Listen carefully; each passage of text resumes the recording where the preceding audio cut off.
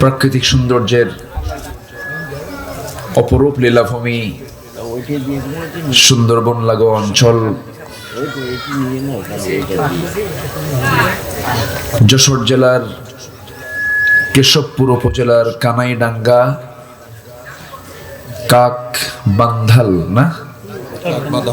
কাকবাধাল আশরাফুল উলুম হাফিজিয়া মাদ্রাসা মাহফিল ইন্তেজামিয়া কমিটি কর্তৃক আয়োজিত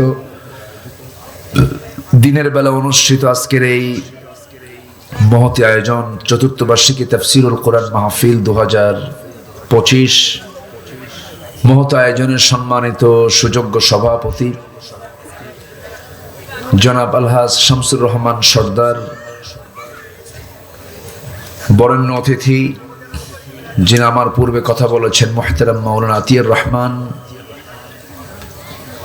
বরেণ্য অতিথি চিকিৎসক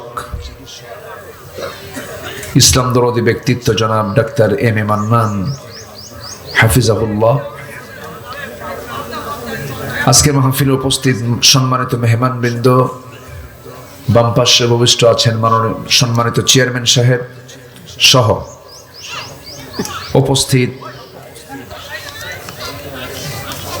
সম্মানিত প্রাণপ্রিয় দ্বীনি ভাইরা, আড়ালে বসে আছেন শ্রদ্ধেয়া সম্মানিতা মা বোনেরা। আলোচনার সূচনায় আনুষ্ঠানিকতার মধ্য দিয়ে আমার পক্ষ থেকে আবারও দিল খোলা সালাম, আসসালামু আলাইকুম ওয়া রাহমাতুল্লাহি ওয়া বারাকাতুহু।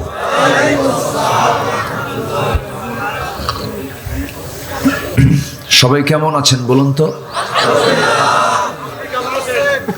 আমাকে প্রশ্ন করে ফেললেন। আল্লাহ তাআলা আমাকে তো আপনার সাথেই বসে রেখেছেন। আপনি তো স্থলভাগে আছেন, আমি তো জলভাগে আছি। নিচে পানি না, নিচে পানি, আমরা পানিতে আছি আর আপনি স্থলে আছেন। জি, আল্লাহ পাক আমাদেরকে একটা অনুকূল পরিবেশ দিয়েছেন। একটা অনুকূল পরিবেশে আমরা কোরআন শোনার, কোরআন বোঝার, কোরআন জানার একটি নিশ্চিন্ত একটি অনুকূল মুক্ত চিন্তা নিয়ে আমরা বসার সুযোগ পেয়েছি, যা কিছুদিন আগেও ছিল না। বিশেষ করে মাহফিল বাস্তবায়ন কমিটি যখন এটার উদ্যোগ নিতেন, বড় পেরেশানি কাজ করতো, তাদের মুখোমুখি করে দিত প্রশাসনের। থানায় যেতেন, জুতার তলা ক্ষয় হতো। মাহফিলের একদিন আগে বলতো নাশকতার আশঙ্কা, তদন্ত গোয়েন্দা রিপোর্ট, মাহফিল হবে না। এই সমস্ত ক্ষতিগুলো তারা করত। জঙ্গিবাদের নাটক তৈরি করত। আজকে এই 6 মাস কিন্তু জঙ্গিবাদের কিন্তু কোনো নাটক আমরা দেখি নাই। দেখবেন কেমন নাট্যকার তো নাই, যিনি এটার পরিকল্পনা করবেন তিনিই তো নাই, নাটক হবে কেমনে? তো যাই হোক, আমরা সুন্দর একটি সময় বসতে পেরেছি। বলি আলহামদুলিল্লাহ, জোরে বলি আলহামদুলিল্লাহ। সবাই বলছে আল্লাহুম্মা আইন্নি আলা যিকরিকা ওয়া শুকরিকা ওয়া হুসনি ইবাদাতিকা। সবাই বলি আল্লাহুম্মা ইন্নী আসআলুকা আল হুদা ওয়াত তুকা ওয়াল আফাফা ওয়াল গিনা। আমরা আল্লাহ তাআলার শুকর আদায় করে নিলাম।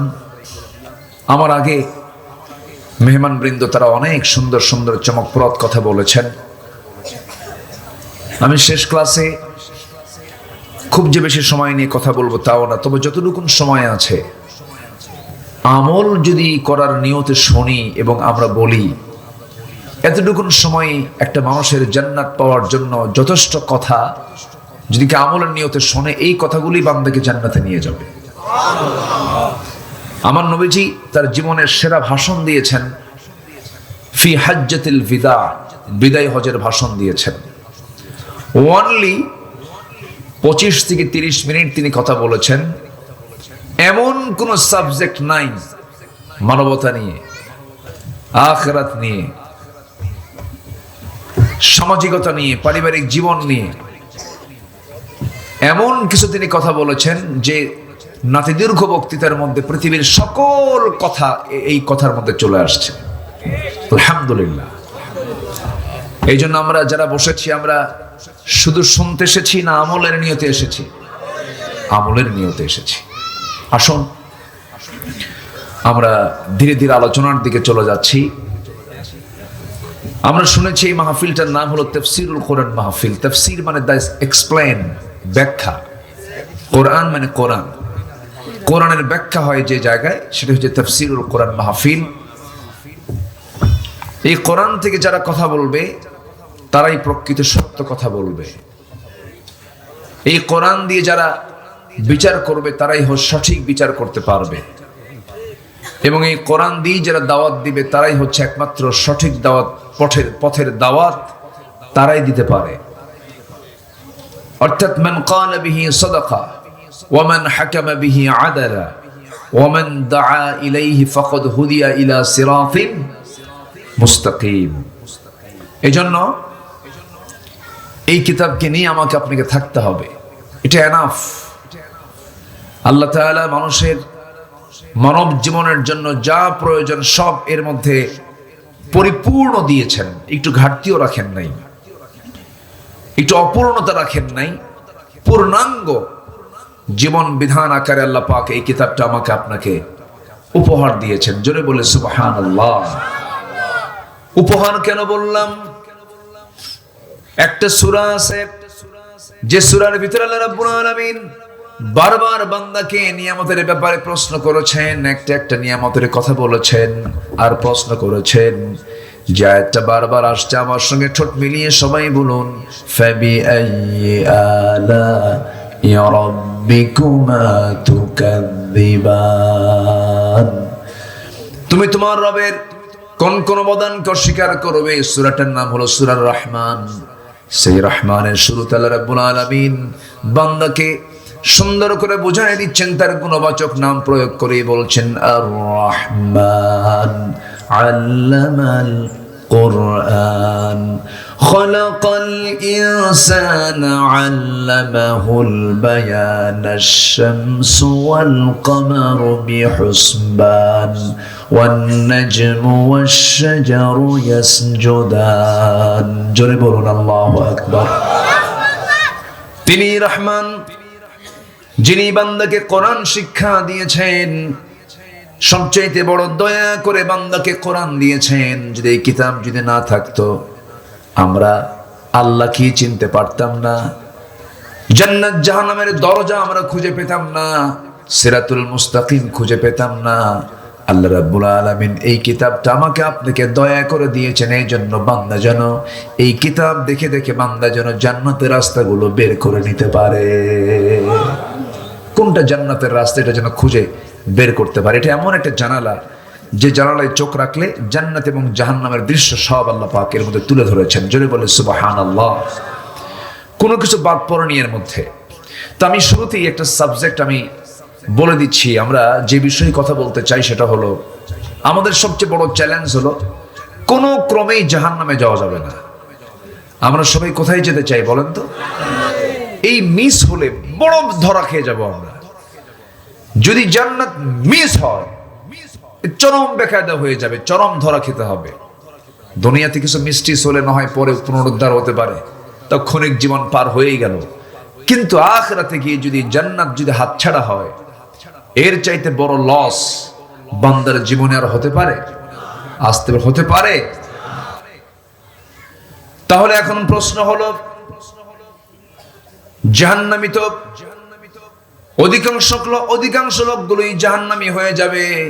আল্লাহ রাব্বুল আলামিন সুন্দর করে এক জায়গায় ক্লিয়ার করে বলছেন, ওয়ালাকাদ যারানা লিজাহান্নামা কাসীরাম মিনাল জিন্নি ওয়াল ইনস লাহুম কুলুবুন লা ইয়াফকাহুনা বিহা ওয়ালাহুম আ'য়ুনুন লা ইউবসিরুনা বিহা ওয়ালাহুম আযানুন লা ইয়াসমাউনা বিহা উলাইকা কাল আনআমি বাল হুম আদাল। জোরে বলুন আল্লাহু আকবার। আমি অধিকাংশ জিন এবং ইনসানকে সৃষ্টি করেছি জাহান্নামের জন্য, যাদের চোখ আছে দেখে না, কান আছে শোনে না, অন্তর আছে বোঝে না, এরা চতুষ্পদ জন্তু অথবা তার চাইতে নিকৃষ্ট। ঘোষণা কার? আসতে বলবেন না, কার? আল্লাহর। এখন প্রশ্ন হলো, অধিকাংশকে আল্লাহ পাক সৃষ্টি করেছেন জাহান্নামের জন্য, তাহলে আল্লাহ জানেন যে অধিকাংশ বান্দা জাহান্নামে যাবে, তাহলে বান্দা যে জাহান্নামে যাবে, এই বান্দা জাহান্নামে যাওয়ার পেছনে দোষ কার? বান্দার না আল্লাহর? আল্লাহ। ভালো করে কম, কি বললেন আপনারা? আল্লাহ, আল্লাহ না তো। এখানে বড় একজন চিকিৎসক বসে আছেন, উনি খুব ব্যস্ত মানুষ, ওনাকে পাইলেন কেন আপনারা? ডাক্তার যে কত বড় একটা, মানে ওনাদের কোনো ঘুম নাই তো, 24 ঘন্টা ফোন খোলা রাখতে হয়। মাঝে মাঝে কি বলে, যারা পেশেন্ট যারা, তাদের ধমকও খাওয়া লাগে। সিরিয়াস তো, মানে এটা একটা এমন একটা পেশা, এটা এমন একটা কাজ, করবেন উপায় তো নাই। এত ব্যস্ততার মধ্যেও তিনি আসতে পেরেছেন। বলি আলহামদুলিল্লাহ, জোরে বলি আলহামদুলিল্লাহ। আমি দেখেছি চিকিৎসকরা কখনো নাস্তিক হয় না, চিকিৎসকরা আল্লাহওয়ালা হয়, তারা পজিটিভ থাকে আল্লাহর ব্যাপারে, আলহামদুলিল্লাহ বলে। কিন্তু অশ্শুআরা, সূরা শুআরা নামে একটা সূরা আছে, অশ্শুআরা ইয়াত্তাবিউহুমুল গাবুন, যারা কবি সাহিত্যিক, একটা পাগলা হয়। এরা কি হয় বলেন তো? এটা পাগলা পাগলা হয়, একটু আল্লাহরে নিয়ে মাঝে মাঝে উল্টা পাল্টাও কয়। মানে কবিদের মধ্যে এই পথভ্রষ্টতা একটু বেশি স্থান পায়। কিন্তু যারা বিজ্ঞানী হয়, যারা ডাক্তার হয়, তাদের চোখে পানি চলে আসে। কেমনে সম্ভব? তারা সবকিছু প্র্যাকটিক্যাল দেখে তো, দেখার কারণে তাদের দিলটা নরম থাকে। তারা এমনি বলে ফেলে লা ইলাহা ইল্লাল্লাহ। তাদের জিকিরও হয়, তাদের ফিকিরও হয়। এটা পরে আসতেছি। তাহলে আমাকে আপনাকে যেমন করি হোক জান্নাত খুঁজে বের করতেই হবে। জান্নাতের লাইন আমি যদি না খুঁজে পাই, তাহলে আমি বড় ধরা খেয়ে যাব, বড় বিপদে পড়ে যাব সেই দিন, যেদিন কেউ কারো কোনো উপকারে আসবে না। সবাই সবাইকে নিয়ে ব্যস্ত থাকবে, ভুলে যাবে সবকিছু। এমনকি মা পর্যন্ত তার সন্তানকে পরিচয় দিতে অস্বীকার করবে, বলবে যে আমি চিনি না। এত কঠিন একটি মুহূর্ত সবার জীবনের সামনে আসে না নাই বলুন তো? আচ্ছা, একটা বিষয় কিন্তু বলা হয়নি, বান্দা জাহান্নামে যাবে বান্দার দোষে। একটা ছাত্রকে শিক্ষক পড়ান, ক্লাসে আসে বসে, শিক্ষক কিন্তু জানেন এই ছাত্রটা আমার কি রেজাল্ট করবে, ফেল করবে না পাস করবে। যে ছাত্র ফেল করবে তাও তিনি জানেন, যে ছাত্র পাস করবে তাও তিনি জানেন। কিন্তু ছাত্র যে ফেল করবে, এটা কি শিক্ষকের দোষ না ছাত্রের দোষ? ছাত্রের দোষ। কিন্তু শিক্ষক জানেন ওর আমল কি, ওর শিক্ষার হালতটা কি। এর জন্য কি আপনি শিক্ষককে দোষ দিতে পারবেন না? আল্লাহ জানেন কোন বান্দা জাহান্নামে যাবে, কিন্তু এই দায় আপনি আল্লাহকে দিতে পারবেন না। কারণ আল্লাহ পাক আপনাকে স্বাধীনতা দিয়ে দিয়েছেন, আপনাকে মুক্ত করে দিয়েছেন। এটা ভালো, এটা খারাপ, বিবেকবান হওয়ার জন্য বলেছেন, উলুল আলবাব হতে বলেছেন, চিন্তাশীল হতে বলেছেন, গবেষণা করতে বলেছেন। আল্লাহ রাব্বুল আলামিন বলেন, উলুল আলবাব কারা, বিবেকবান কারা? আল্লাহ রাব্বুল আলামিন সুন্দর করে বলছেন, ইন্না ফি খালকিস সামাওয়াতি ওয়াল আরদি ওয়া ইখতিলাফিল লাইলি ওয়ান নাহার লাআয়াতিল লিউলিল আলবাব।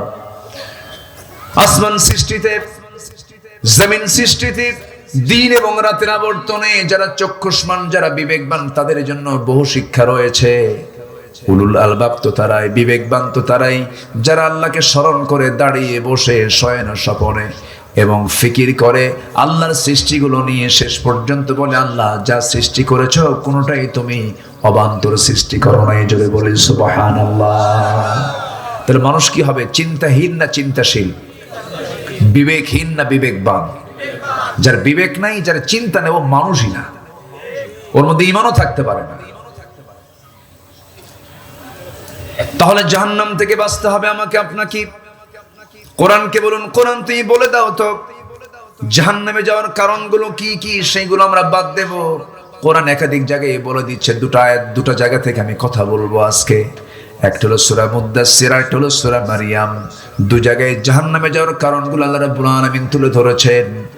আল্লাহ রাব্বুল আলামিন বলেন, আনিল মুজরিমিনা মা সালাকাকুম ফি সাকার ক্বালু লাম নাকু মিনাল মুসাল্লিন ওয়া লাম নাকু নুতঈমুল মিসকিনা ওয়া কুন্না নাখুযু মা'আল খায়িদিন ওয়া কুন্না নুকাযযিবু বিয়াউমিদ্দিন হাত্তা أتانا اليقين فما تنفعهم شفاعة الشافعين জোরে বলুন আল্লাহু আকবার। ও মুজরিমরা, ও পাপীরা, আজকে তোমরা জাহান্নামে কেন? আল্লাহ বলবেন জাহান্নামীদেরকে, তোমরা আজকে সাকার নামক দোজখে কেন? সাকার একটা দোজখের নাম। জাহান্নাম মোট 7টা। জাহান্নাম মোট কয়টা বলেন? 7টা। জাহান্নামগুলো এত ভয়ঙ্কর, এত ভয়ঙ্কর জাহান্নাম, এত সিরিয়াস জায়গা। এই যে সূর্য আমরা দেখতে পাই, সূর্যের কিন্তু আভ্যন্তরীণ তাপমাত্রা হলো 15 মিলিয়ন ডিগ্রি সেলসিয়াস। কেউ তো আল্লাহু আকবার বললেন না। কত মিলিয়ন? 15 মিলিয়ন ডিগ্রি সেলসিয়াস যার তাপমাত্রা। কত দূরে থাকলে পরে এখানে তাপমাত্রা আমরা পাচ্ছি 20, 25, 26, 28। অথচ আল্লাহ রাব্বুল আলামিন এই সূর্যটা কত দূরে রেখে দিয়েছেন। এই বিশাল আকৃতির এই সূর্যটা দিয়ে আল্লাহ রাব্বুল আলামিন পৃথিবীকে আলোকিত করেছেন।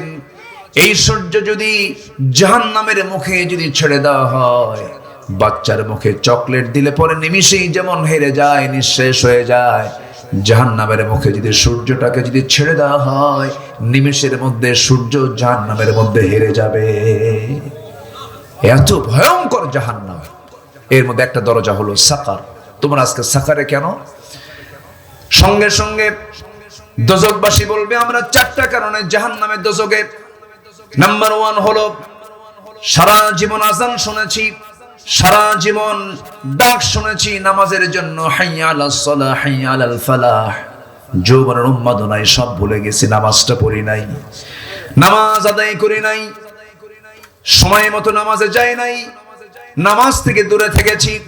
নাম্বার 2 হলো বান্দার হক নষ্ট করেছি। নাম্বার 3 হলো সমালোচনা করেছি। নাম্বার 4 হলো পরকালকে অবিশ্বাস করেছি, বিচার দিবসকে অবিশ্বাস করেছি। ওকুন্না নুকাযযিবু বিয়াউমিদ্দিন। এই 4টা কারণে আল্লাহ রাব্বুল আলামিন আজকে আমাদেরকে জাহান্নামের সাকার নামক দোজখে ফেলে দিয়েছেন। আমার বন্ধুগণ, 1 নম্বর অপরাধ হলো কি? ছেড়ে দেওয়া। বলেন বলেন বলেন বলেন। আজকে আমার দেশে বলুন 1 নম্বর অপরাধ কি হয়? বলেন বলেন 1 নম্বর অপরাধ কি? বলেন নামাজ নাই, নামাজ ছেড়ে। এটা কি ছোটখাটো অপরাধ? এটা নিয়ে কারো কোনো হেডেক আছে? কোনো মাথা ব্যথা আছে? কোনো মাথা ব্যথা নাই কিন্তু। অথচ আল্লাহ বলছেন সবচাইতে বেশি রাগ করি আমি নামাজ বাদ দিলে পরে। অনেক বড় অপরাধ। একটা চূড়ান্ত হাদিস বলি, শোনেন। আল ফারকু বাইনাল মুমিন ওয়াল কাফির তারকুস সালাহ। মুমিন এবং কাফেরের মধ্যে পার্থক্য সৃষ্টি করে দেয় হচ্ছে নামাজ। অথচ সেই নামাজ আমার দেশে মাত্র 18 কোটি মুসলমানের দেশ 5% নামাজ পড়ে। কয় পার্সেন্ট বলেন? বলেন কয় পার্সেন্ট?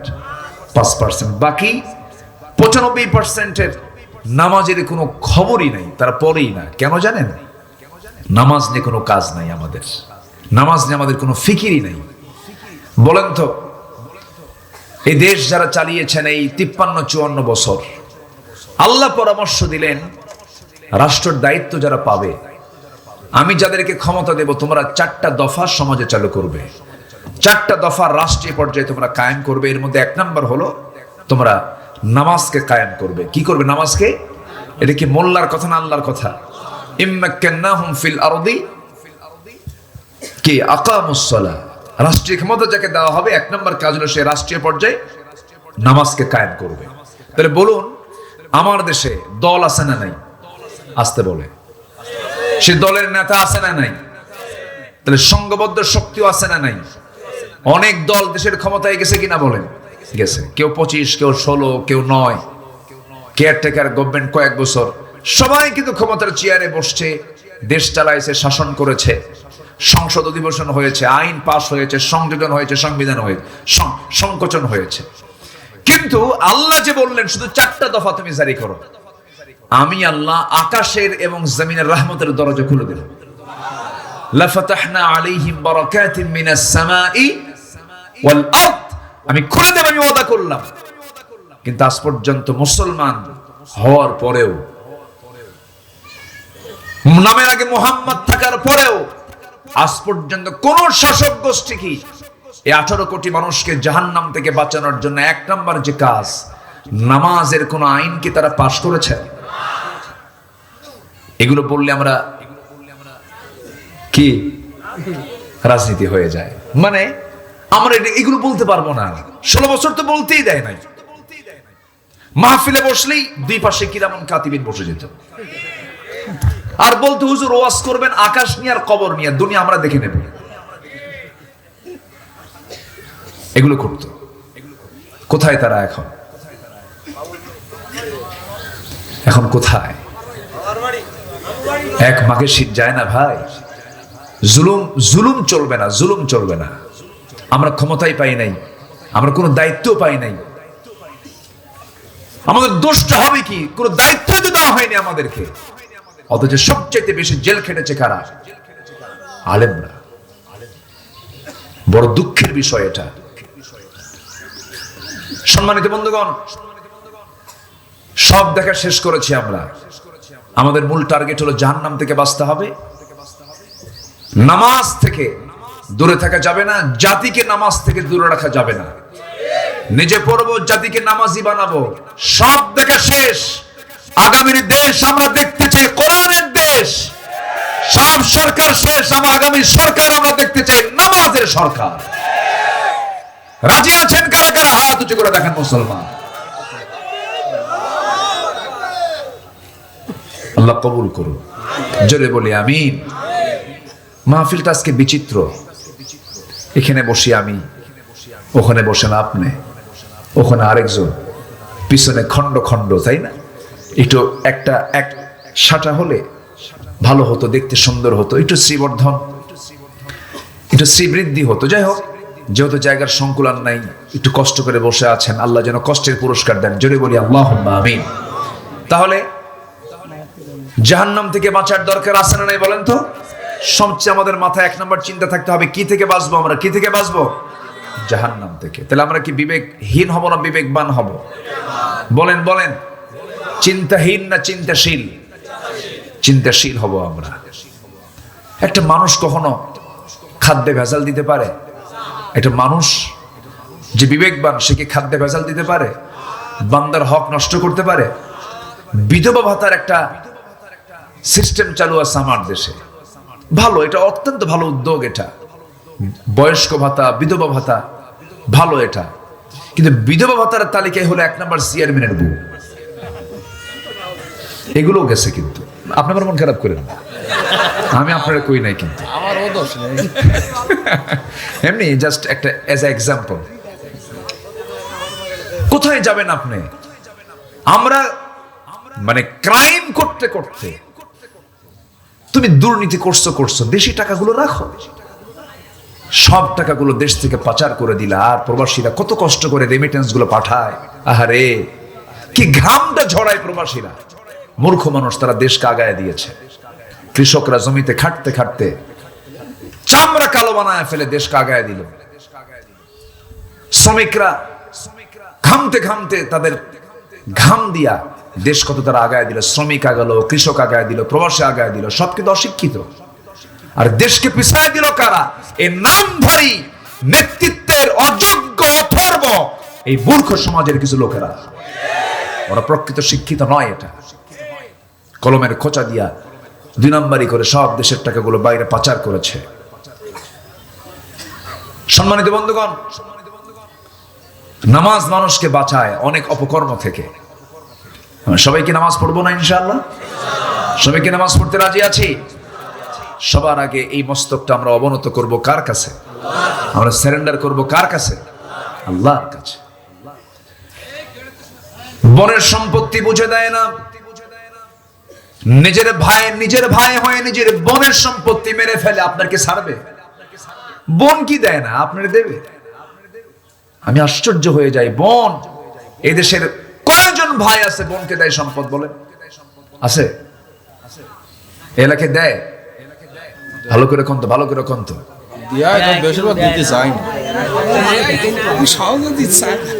সহজে দিতে চায় না, খুব বেকায়দা। বোন আসলেই চেহারা কালো বানায় ফেলে। বোন আসছে হলো ভাইয়ের বাড়ি না বাপের বাড়ি? আসতে কয়, বলেন, ভাইয়ের বাড়ি না বাপের বাড়ি? সে যদি বোন না হয়, যদি ভাই হতো, সে কি বাড়ি ছাড়তো? এগুলো মাথায় তো নেওয়া দরকার। এগুলো বোন, সে চলে গেছে বলে এই বাড়ি তার না, না।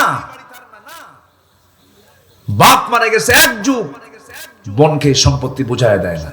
ধানগুলো খায়, পুকুরের মাছগুলো খায়, আবার ওগুলো বেঁচে হজেও যায়। ওগুলো বেঁচে কোথায় যায়? কার সম্পত্তি? তো তুমি বোনের সম্পত্তি দিয়ে হজ করলে হজ হবে? আমার মায়েরা খুব খুশি, হুজুর ভালো করে খন, ভাই কিছু বসে আছে, বলা দরকার তো। রাগ করতেছেন নাকি আপনারা?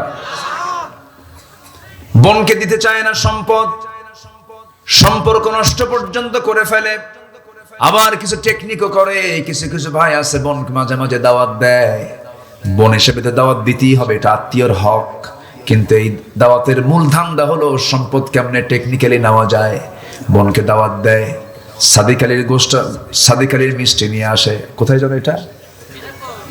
জামতলা না? জামতলা, হ্যাঁ, জামতলার সাদিক আলী গোল্লাপ, কুমিল্লার রসমালাই, টাঙ্গাইলের চমচম, নাটোরের কাঁচা গোল্লাপ, বগুড়ার দই, যশোরের খই, সবগুলো এক জায়গায় জমা করে বোনকে দাওয়াত দিয়া, সুন্দর করে খাওয়া দিয়া, সুন্দর করে পাম্পট্টি দিয়া, শেষে বলে, বোন একটা কথা বলবো কি, এই যে তোমার জন্য 1 ভরি 2 ভরি স্বর্ণের চেন নিয়ে আসছে, চিনটা তোমার গলায় দাও।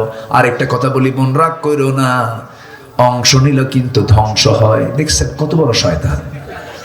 এতক্ষণ যা কিছু করছে, ওর মূল লক্ষ্য হলো কি? সম্পত্তি মেরে খাওয়া, সম্পত্তি মেরে খাওয়া।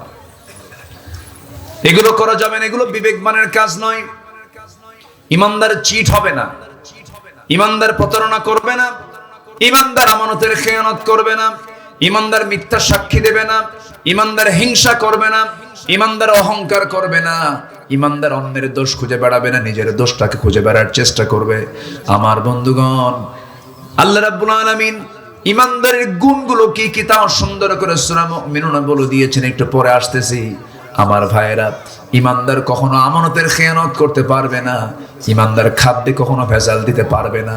আমি একটা জিনিসের প্রতি আমার খুব লোভ কাজ করে, একটা খাবার আমি খুব পছন্দ করি, সেটা হলো খাবার, যদিও না বললে ভুল হবে, এটা পানীয় জিনিস। আল্লাহ রাব্বুল আলামিন এটাকে এত বরকতময় করেছেন। এই জিনিসটা সুন্দরবনেই বেশি হয়, খুলনা অঞ্চলেই বেশি হয়। তার নাম কি? এই মাইক এরকম সোঁসো করে কেন মাঝে মাঝে? এই ছেলে পেলে এখানে নড়াচড়া করতেছে কেন? নড়াচড়া করতেছে কেন? ছেলে পেলেগুলো এক জায়গায় রাখেন। জি, মধু কোথায় পাওয়া যায় বেশি বলেন তো?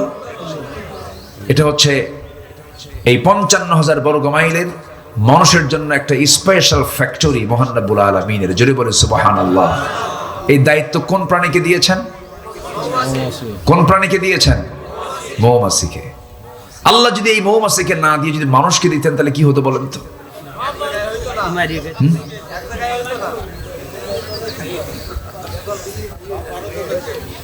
ওই দেখেন তো, সব ভারতে চলে যেত। এখানে চিকিৎসক বসে আছেন, অনেকে বলেন ক্যান্সারের কোনো অ্যান্সার নাই। কতটা শিরিকের কথা! কে বলেছে অ্যান্সার নাই? যার কাছে অ্যান্সার আছে তিনি আমার কে। ক্যান্সারের রোগেও কিন্তু ভালো হয়ে যায়, ভালো হয় না? ভালো হয়। এমন কোন রোগ নাই যে রোগের চিকিৎসা নাই। অবশ্যই ভালো হবে। ভালো হবে না কেন? আমাকে আপনাকে ভালো হতে হবে। আপনি ক্যান্সারের রোগী এখনো আছেন? না, সুগার ট্রিটমেন্ট হয়ে আছে, গলার একটু সমস্যা আছে, ভালো হয়ে গেছে। এই যে আলহামদুলিল্লাহ করেন, এই যে প্র্যাকটিক্যাল পেয়ে গেলেন, আলহামদুলিল্লাহ বলেন। কয় যে ক্যান্সারের অ্যান্সার। আমি 2009 সালে হজে গিয়েছিলাম। আমি এক ইউরোপিয়ানকে দেখলাম, সে জমজমের ওই যে ওখানে জমজম পাওয়া যায়, জমজম পানিটা ট্যাপ খুলে কল খুলে নিতে হয়, বোতলে ভরায় ভরায় নিয়ে যায়, তাই না? হ্যাঁ, হজেও গেছেন, ধরায় নিয়ে যায়। তো আমি দেখি একজন, সে খাচ্ছে না, বোতলও ভরাচ্ছে না, সে মাথায় ঢালে, গায়ে ঢালে। ভাবলাম যে এই জমজমের পানিগুলো নষ্ট করতেছে কেন? এটা তো বিশাল নিয়ামত। এটা আমার কাছে মনে হলো এরকম। আমি কাছে গিয়ে বললাম, ফি মুশকিলা, কোনো প্রবলেম আপনার? তুই না আরবিও বোঝে না, আবার ইংরেজিও বোঝে না, আমার অন্য একটা ভাষা। তো আমি এখন ইশারা ইঙ্গিতে, বোবার মতো বলে না কথা, বোবার সাথে কথা বলা যায় না? বলা যায় তো, আল্লাহ পাক তো সবই দিয়েছেন মানুষকে। আমি তাকে বললাম, আপনি এগুলো করতেছেন কেন? তো বলতেছে, 20 দিন আগে আমি মক্কা আসছি, আমার ক্যান্সার হয়েছে, স্কিন প্রবলেম, স্কিন ক্যান্সার। তো ডাক্তার আমাকে মানা করে দিয়েছেন। আমি ভাবলাম যে একটু আল্লাহর ঘরে যাই। আসছে জমজম, বলে জমজম খাই, গায়ে লাগাই, পেট ভরে ভরে খাচ্ছি। গত 2 দিন আগে চেক আপ করে দেখি ক্যান্সারটা আমার ভিতরে নাই। আর কি হয়? ওষুধ হয়, ওষুধ হয় কিনা বলেন? জমজম পানিটা হলো এমন পানি, সব পানি বসে বসে পান করতে হয়।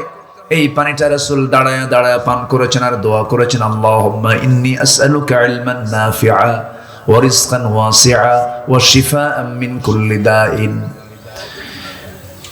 এই পানি পান করলে শুধু তৃষ্ণাই নিবারণ হয় না, সব পানিতে শুধু তৃষ্ণা নিবারণ হয়, কিন্তু জমজমের পানি পান করলে তৃষ্ণাও নিবারণ হয়, ক্ষুধাও নিবারণ হয়। জোরে বলে সুবহানাল্লাহ। এক্সট্রা একটা গুণ আল্লাহ পাক এই পানির মধ্যে দিয়েছেন। আজওয়া খেজুর আছে, আজওয়া খেজুর সহিহ হাদিস। যদি কোনো বান্দা সকালবেলা খালি পেটে 7টা করে আজওয়া খেজুর খেতে পারে, রাসূল নিজেই চিকিৎসা দিয়েছেন। রাসূল বলছেন তার কাছে কোনো অনিষ্ট স্থান পাবে না, সে সুস্থ হয়ে যাবে। এবার মধু নিয়ে কথা বলতেছেন কে? আসতে বলবেন না, কে কথা বলছেন? এবার আল্লাহ কি দিলেন দেখেন, সুন্দরবনে। কোথায় দিলেন? সুন্দরবনে দিলেন। সুন্দরবন আমার আপনার জন্য নিয়ামত, বলি আলহামদুলিল্লাহ। সুন্দরবন পাহারা দেয় কে? বলেন, কে পাহারা দেয়? মানুষকে দায়িত্ব দিলে থাকতো, ওই গাছগুলো থাকতো। বন খেকো ওসমান হয়ে যেত, সব বন খেকো ওসমান হয়ে যেত। ইতিহাস যাদের জানা আছে, নাম বলা মাত্রই তো বোঝার কথা। আমার বন্ধুগণ, ওই মৌমাছিকে আল্লাহ রাব্বুল আলামিন ওই সুন্দরবনে পাঠায়া দিলেন, বনে বনে পাঠায়া দিলেন। বনে পাঠায়া দিয়া তাদেরকে ওহী দিলেন।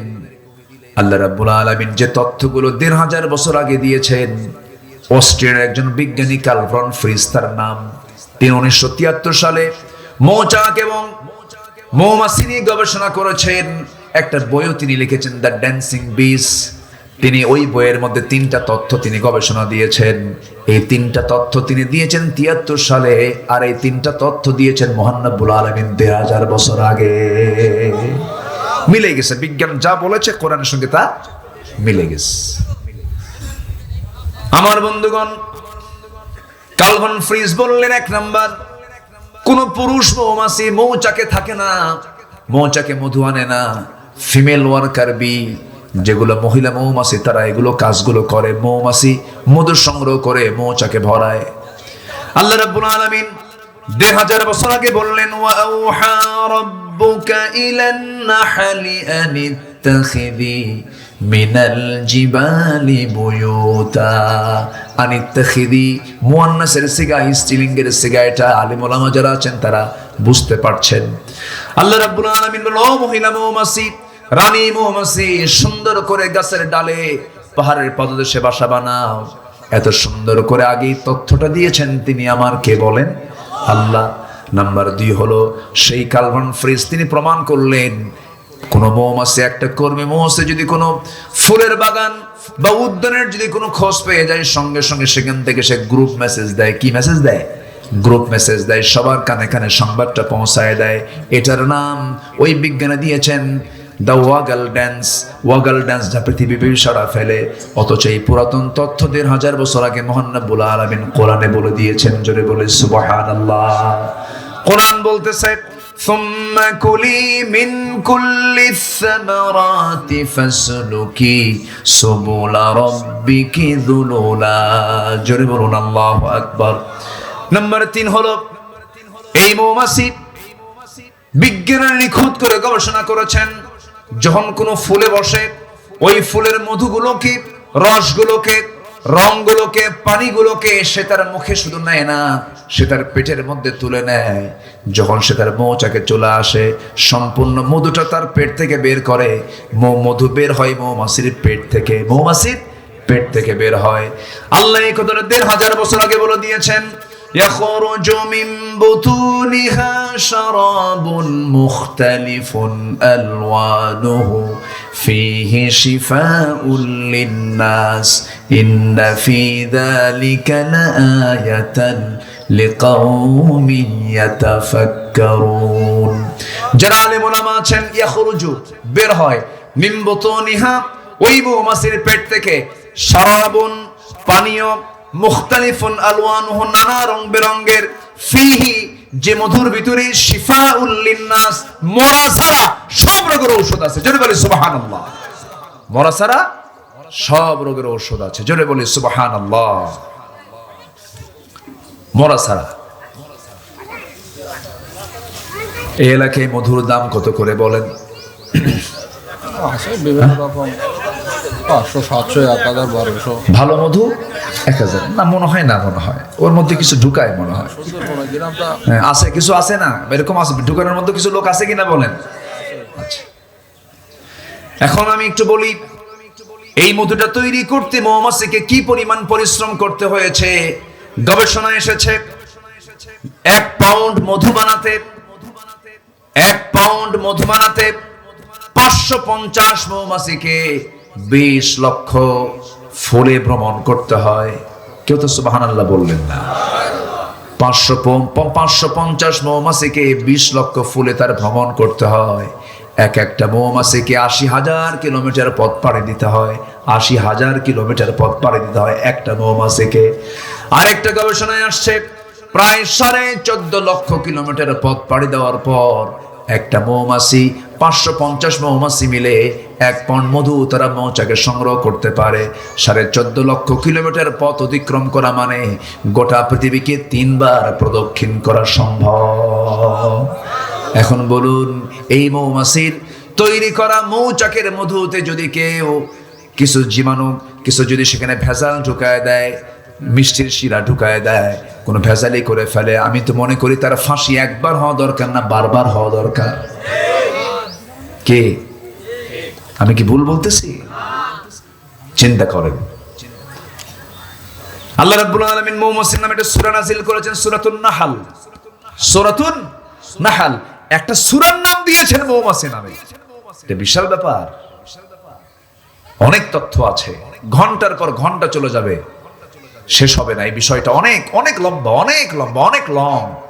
চলমান গবেষণা এগুলো চলছে, এখন আপডেট চলছে, বিভিন্ন লাইব্রেরিতে এগুলো নিয়ে গবেষণা চলছে। মৌচাকের দরজায় এক ঝাঁক র‍্যাব, সীতা, কোবরার মতো অ্যাডমিনিস্ট্রেশন কিছু মৌমাছি থাকে, ওরা প্রশাসন চালায়।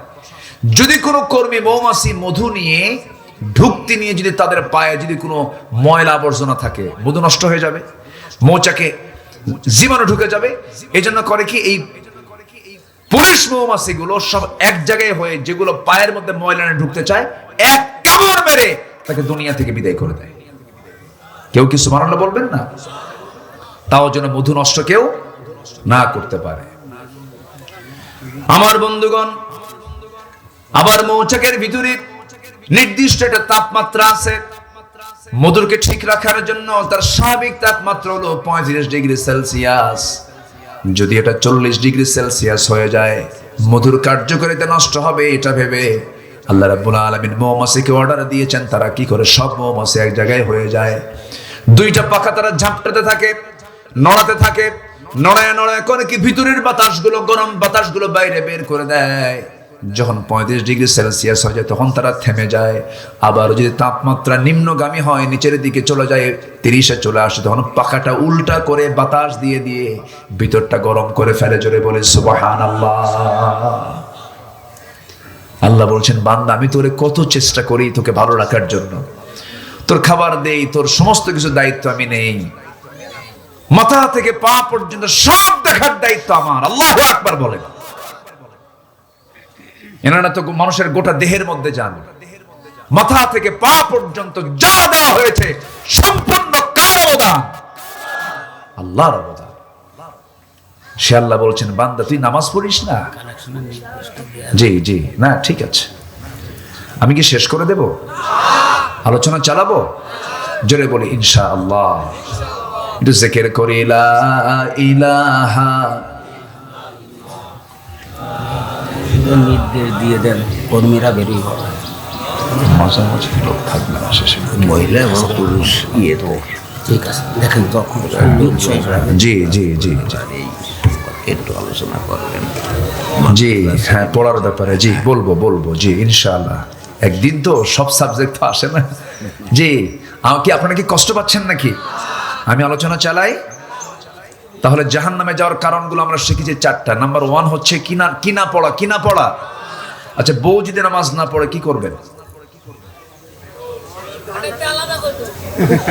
দেখছেন কি অ্যাকশন, খাটার থেকে আলাদা করে দেব। তাও কাম হয় না, তাহলে কি করবেন? আরেকজনকে ম্যাট দেব। যে কইছে ম্যাট দেব সে বিয়ে করে নেয় মনে হয়।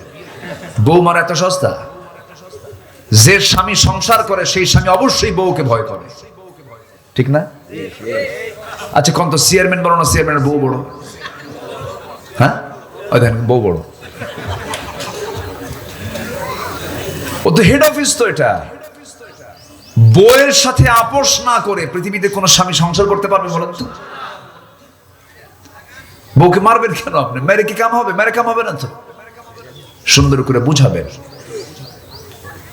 বউকে মারার কোনো কথা হাদিসে আসে নাই। রাসূল কোন স্ত্রীকে মেরেছেন এমন কোন রেকর্ডও নাই। এটা ছোট লোকের কাজ, সবচেয়ে নোংরামি কাজ। সন্তানের সামনে আপনি স্ত্রীর সঙ্গে গন্ডগোল করবেন, কথা বলবেন, সে তো ওই মেয়ে, ওই বাচ্চাগুলোর মা। আপনি খারাপ আচরণ করবেন, আপনার সন্তান শিখবে, সন্তান বড় হয়ে আপনাকে থাপড়াবে। স্বামী স্ত্রীর মধ্যে জান্নাতের সম্পর্ক থাকতে হবে। সুন্দর করে বুঝাবো, ব্যক্তিত্ব সবার টিকে রাখতে হবে। স্বামীর ব্যক্তিত্ব স্ত্রীর কাছে, স্ত্রীর ব্যক্তিত্ব স্বামীর কাছে। সুন্দর করে মিলেমিশে থাকতে হবে, বুঝাতে হবে। এক সময় বন্ধু, আরেক সময় সতর্ককারী। সুন্দর করে বুঝায় বলতে হবে, বউ আমার, একসঙ্গে জান্নাতে যেতে চাই, তুমিও যাবে আমিও যাবে। এই দুনিয়াতে একই ছাদের নিচে যেমন ছিলাম, একই সঙ্গে আমরা জান্নাতে চলে গিয়ে জান্নাতে গিয়ে শপিং করবো। আমার বউ নামাজটা পড়ো, সন্তানকে সুন্দর করে ফজরে ডাক দেব। যে বাপ যে মা সন্তানকে ফজরে ডাক দেয় না, সেটা হচ্ছে ব্যর্থ বাপ ব্যর্থ মা, ঠিক কিনা? গোটা পরিবারটাকে জান্নাত বানায় ফেলেন। নামাজ আছে যে পরিবারে, সেটাই হলো জান্নাত। নামাজ আছে, জান্নাতের পরিবেশ আপনি পাবেন। দেখবেন পরিবারে সুন্দর শান্তি রহমত বিরাজ করতেছে। কিন্তু আজকের সমাজের অধিকাংশ পরিবারের যে দশা হলো, ঘুম থেকে ওঠে হলো সকাল 10টার দিকে, আর ঘুমাতে যায় ফজরের আগ দিয়া। আমি কি বলতেছি? আচ্ছা, পৃথিবীর কোন ডাক্তার কি বলে ফজরের আগ দিয়ে ঘুমা? Early to bed early to rise, এটা আমরা শুনেছি, কিন্তু এই কথাটা কিন্তু হাদিস। রাসূল বলেছেন তাড়াতাড়ি বিছানায় যাও, তাড়াতাড়ি উঠো। আল্লাহু আকবার বলেন। সায়েন্টিফিক বহু দিক আছে এর মধ্যে, অনেক দিক আছে। যদি কোনো মানুষ, আগের দাদারা অসুস্থ হতো না কেন? দাদারা মুরগির সঙ্গে ঘুমাতো। কিসের সাথে ঘুমাতো বলেন? পশু প্রাণী যখন শুয়ে পড়তো, আমার দাদারা সেই সময় শুয়ে পড়তেন। এখন প্রযুক্তির কারণে, এই যে ডিজিটাল অনলাইনের কারণে, প্রযুক্তির কারণে, এর কারণে ঘুম পাড়তে পারতে রাত 4টার দিকে ঘুমায়, দুনিয়ার রোগ এসে জমা হয়, ঠিক কিনা? নামাজ আমরা পড়বো, সবাই রাজি আছেন তো ইনশাআল্লাহ? আল্লাহ কবুল করো, জোরে বলি আল্লাহুম্মা আমিন। আমার বন্ধুগণ, একটু কান লাগান, মনোযোগ দিয়ে কথাগুলো শুনুন। নামাজ না পড়লে পরে বড় বিপদ হয়ে যাবে। সূরা মারিয়ামের ভিতর আল্লাহ রাব্বুল আলামিন বলেন, فَخَلَفَ مِن بَعْدِهِمْ خَلْفٌ أَضَاعُوا الصَّلَاةَ وَاتَّبَعُوا الشَّهَوَاتِ فَسَوْفَ يَلْقَوْنَ غَيًّا।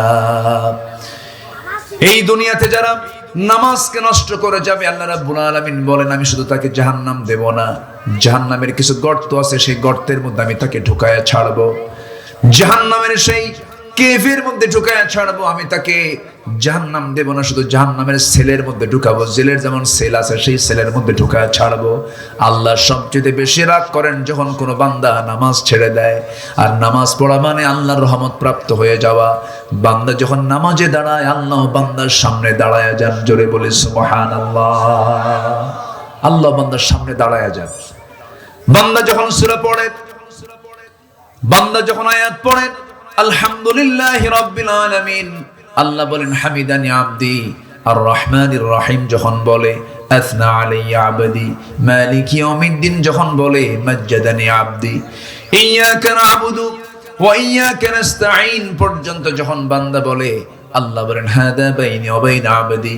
ইহদিনাস সিরাতাল মুস্তাকিম থেকে শুরু করে নিয়া ওয়ালাদ-দাল্লিন পর্যন্ত যখন বান্দা বলে ফেলে, আল্লাহ বলেন বান্দার এতক্ষণ ধরে যা যা চাইলে সমস্ত চাওয়া কবুল করে নিলাম। রুকুতে গেলে পর আল্লাহ অস্থির হয়ে যান। সেজদায় গেলে আল্লাহ রাব্বুল আলামিন তার তামাম জিন্দেগির গুনাহগুলো মাফ করে দেয়। সবাই কি নামাজ পড়তে রাজি আছি? একা না পরিবার সহ? বউ যদি নামাজ না পড়ে সেই ক্ষেত্রে আমরা সুন্দর করে বোঝাবো, সন্তানদেরকে বোঝাবো। তবে 4টা কারণে বউকে মারা জায়েজ। কয়টা কারণে বলেন? কি মারবেন এজন্য? শুনবেন? ও দেখেন কি আগ্রহ, দেখেন।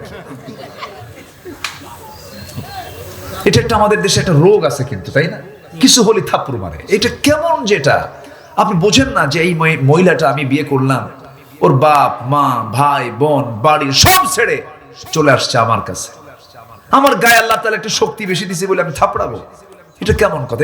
এটা কোনো মানবতার কাজ না। এটা আপনি কেন মারবেন তাকে? এটা অজ্ঞতা, মূর্খতা। এটা প্রায় এটা হরদম কিছু হইলেই হাঁকায় দিছে থাপ্পড় গাল যেতে না। এটা কখনো করা যাবে না। 4টা কারণে স্বামী তার স্ত্রীকে শাসন করতে পারবেন। শর্ত কিছু আছে। নাম্বার 1, নামাজ যদি না পড়েন, রোজা যদি না রাখেন, স্বামীর আনুগত্য যদি না করেন, বৈধ আনুগত্য যদি না করেন, স্বামী যদি ফেরাউন মার্কা হয়, স্বামীর আনুগত্য করা যাবে? নাম্বার 4 হলো পর্দায় যদি না থাকেন। তবে হ্যাঁ, এই যে আপনি শাসনটা করবেন, শাসন করতে গেলে 1.5 হাত লাঠি হাতে নেওয়া যাবে না। পকেট থেকে একটা মেসোয়াক বের করতে পারেন, 9 ইঞ্চি মেসোয়াক। তা দিয়ে মাথায় মারা যাবে না, চুল টানা যাবে না, নাকে মারা যাবে না, মুখে মারা যাবে না, কপালে মারা যাবে না, বুকে মারা যাবে না। মারবেন খুব, মারার জায়গায় শেষ। চান্সে ছিলেন, উপায় নাই। 9 ইঞ্চি মেসোয়াক দিয়ে যদি কারোর সামনে আপনি একটু মারতে নেন, সবাই বলবে মারে না আদর করে। বলেন? আমার মায়েরা খুব খুশি, হুজুর আমাদের কলিজায় পানি ছিল না, কেবল কলিজায় পানি আসলো। পরিবারটাকে জান্নাত বানায় ফেলেন। দ্বীন নিয়ে আসেন, কোরআন নিয়ে আসেন, দর্স নিয়ে আসেন, হাদিস নিয়ে আসেন, ইসলাম শিখান, দ্বীন বুঝান, নৈতিকতা শিক্ষা দেন। বুড়ো বয়সে এই সন্তানগুলো আপনার খাদেম হয়ে যাবে। কে বলেছে ডিওএইচএস, বাড়িধারা, ধানমন্ডি, গুলশান এগুলোর শান্তির জায়গা? কে বলেছে? কোথাও শান্তি নাই। সেখানে শান্তি থাকতে পারে যেখানে ইসলাম থাকতে পারে। যেখানে ইসলাম আছে সেখানে কি আছে?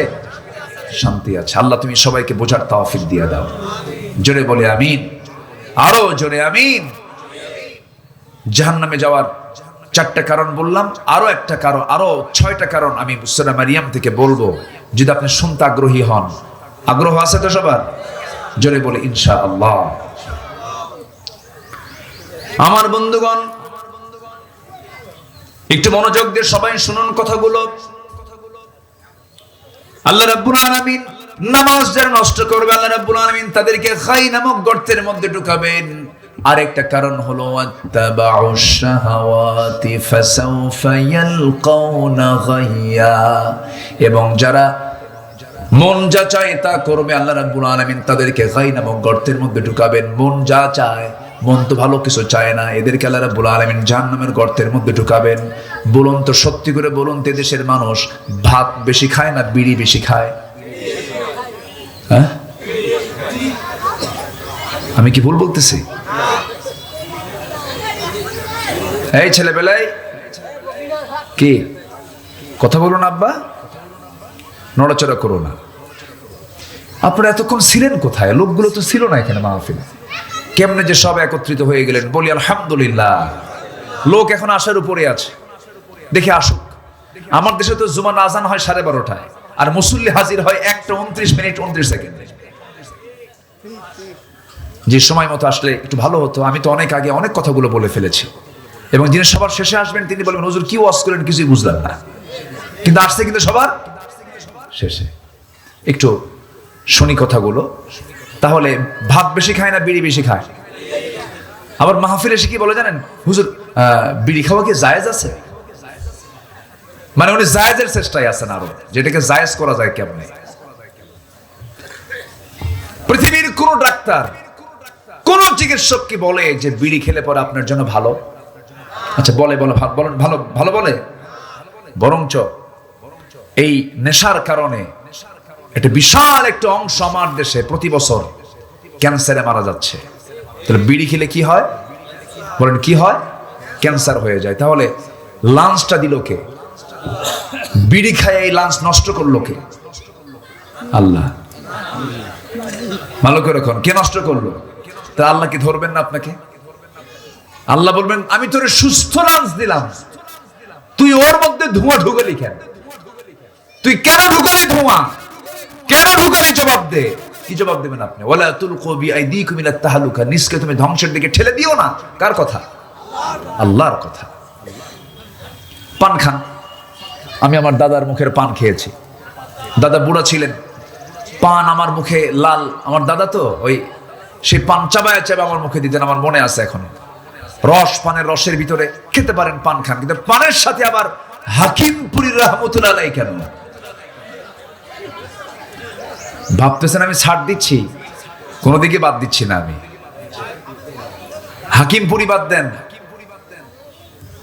একই পাতা তো, একটা পাতা পুড়ে খায় আর এটা কি চাবায়া খায়, একই রোগ, একই সমস্যা। কোন নেশার কাছে ইমানদার যেতে পারে না। কিয়ামতের দিন যদি আল্লাহ বলেন তুই যে বিড়ি খায়া, তুই যে লাঞ্চ নষ্ট করে তুই আগে মরলি, আল্লাহ যদি বলেন তুই ক্ষুদ্র আত্মহত্যাকারী, আল্লাহ ধরতে হতে পারে। ধরতে পারেন না? ধরতে পারেন না? ধরতে পারেন। আপনি জানেন যে এটা চরম ক্ষতিকর শরীরের জন্য, আপনি খাবেন কেন? আমাদের প্রায় প্রশ্ন করো হুজুর বিড়ি খাওয়া কি জায়েজ আছে? বিড়ি খাওয়া জায়েজ না না জায়েজ এটার চাইতে আমাদের বিশেষ জবাব দিতে পারবেন ডাক্তাররা, ঠিক আছে না?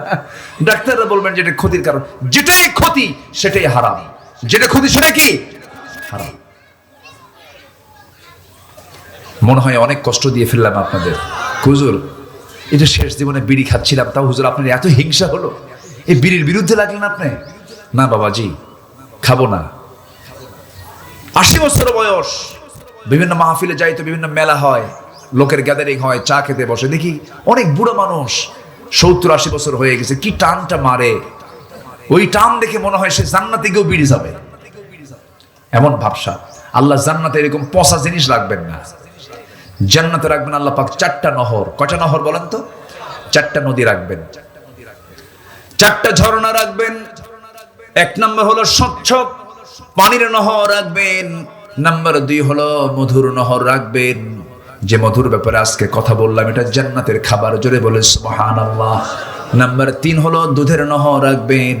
আর নাম্বার 4 হলো শরাবের এক স্পেশাল শরাব সেখানে থাকবে, যে শরাবটা জান্নাতের শরাব। দুনিয়ার শরাব, দুনিয়ার মদ খেলে পরে লাংস পচে যায়, লিভার পচে যায়, চোখ লাল হয়ে যায়, মাতাল হয়ে যায়।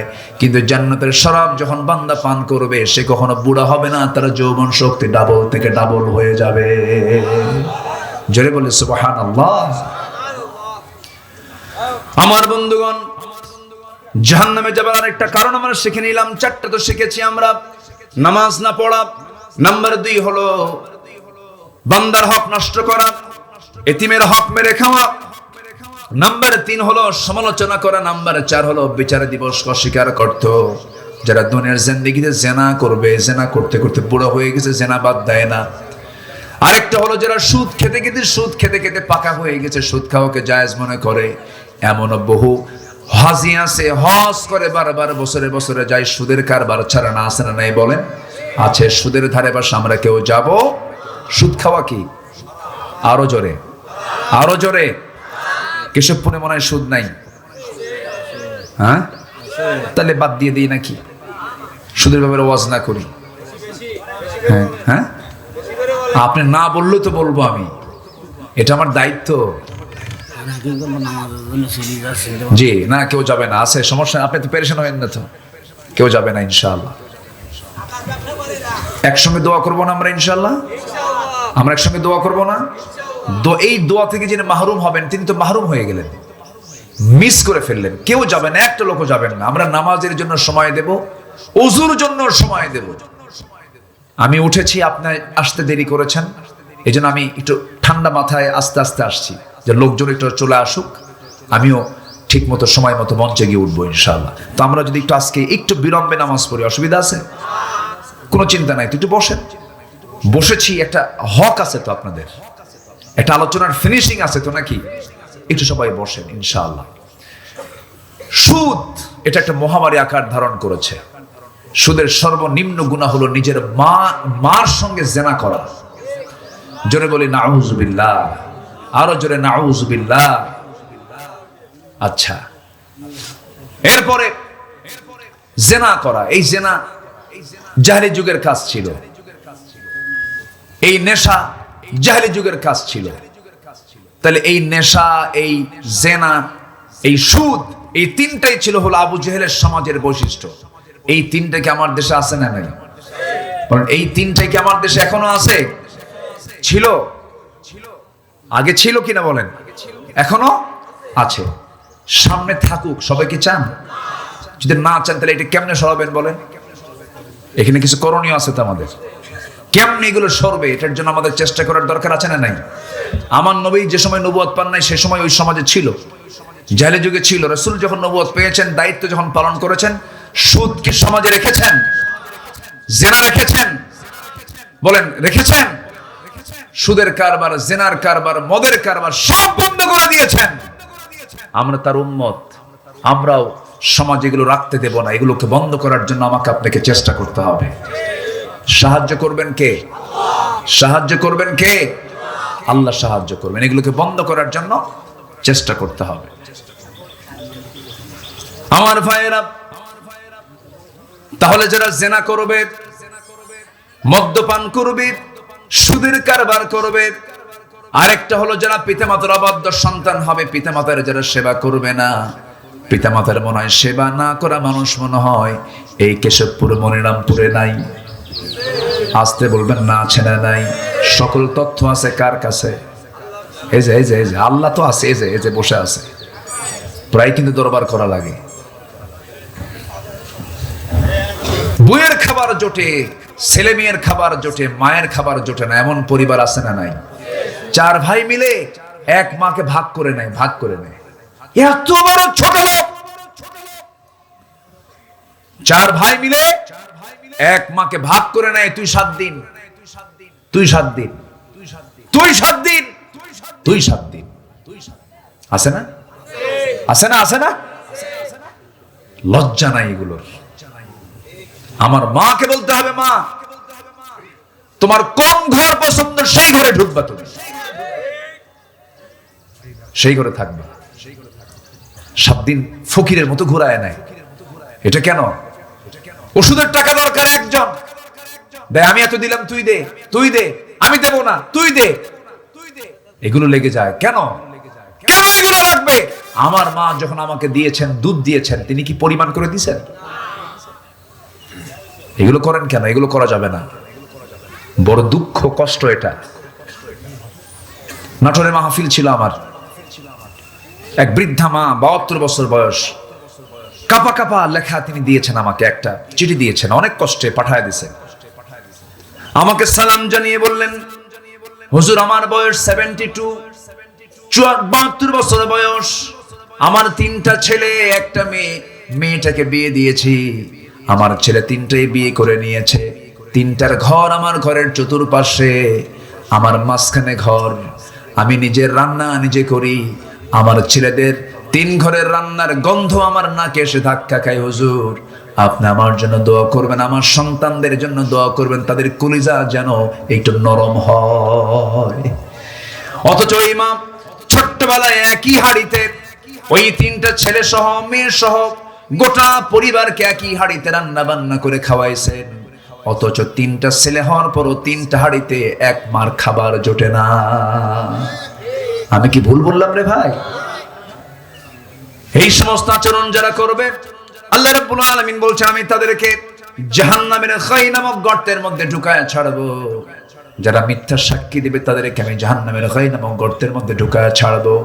আমার বন্ধুগণ, এই সমস্ত অপকর্ম থেকে আমরা বাঁচবো, ভালো লাইনে চলে যাব। আজকের থেকে সিদ্ধান্ত নেব, কাউকে ঠকাবো না, কাউকে হিংসা করব না, কারোর সাথে অহংকার করব না, গীবত শিকায়তের দিকে যাব না, মিথ্যা সাক্ষী দেব না, কোনো জিনার কাছে যাব না, অবৈধ ইনকাম কোনো পথের দিকে পা বাড়াবো না, সত্য কথা বলবো।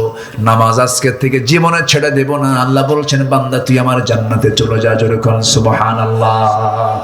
নামাজ 5 ওয়াক্ত পড়বেন কারা কারা একটু হাত তুলে দেখান দেখি। জোরে বলি ইয়া আল্লাহ। একটু জোরে বলেন না ভাই, ইয়া আল্লাহ। আমাদেরকে 5 ওয়াক্ত সালাত আদায় করার তৌফিক তুমি আল্লাহ দিয়ে দাও। জোরে বলি আমি, আরো জোরে আমিন, আরো জোরে আমিন। হাত নামান। কষ্ট দিয়ে ফেললাম মনে হয়। হুজুর মাহফিলে এসে তো বেকায়দায় পড়ে গেলাম। ওজুর পানি ঠান্ডা, শেষ রাত্রে ওঠা যায়? হয়তো এরকম চিন্তা করতেছেন নাকি আপনারা? না, আমরা নামাজ পড়বো, পরিবারকে নামাজের পরিবার বানাবো। জোরে বলি ইনশাআল্লাহ। মসজিদে একা যাব না, বাচ্চা কাচ্চা নিয়ে যাব। যদি 4 বছর হয়, আসতে বলেন কেন? কি বলেন? 4 বছর হলে কি করব?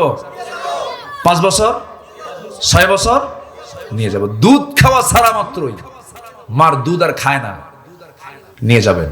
কিছু বুড়া চাচা আছে ডিস্টার্ব করে,